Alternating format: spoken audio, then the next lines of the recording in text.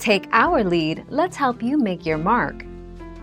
Our goal is your satisfaction. Let us show you the way. A typical mechanic will recommend changing coolant every 30,000 miles.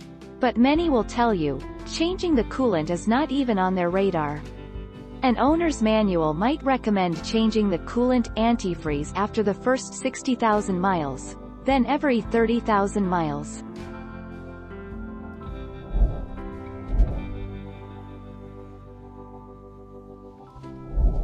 Let's help you make your mark.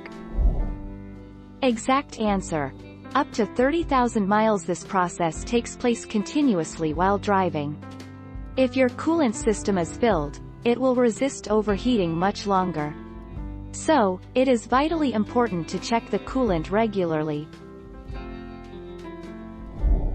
Thank you for watching. Please subscribe and hit the bell notification.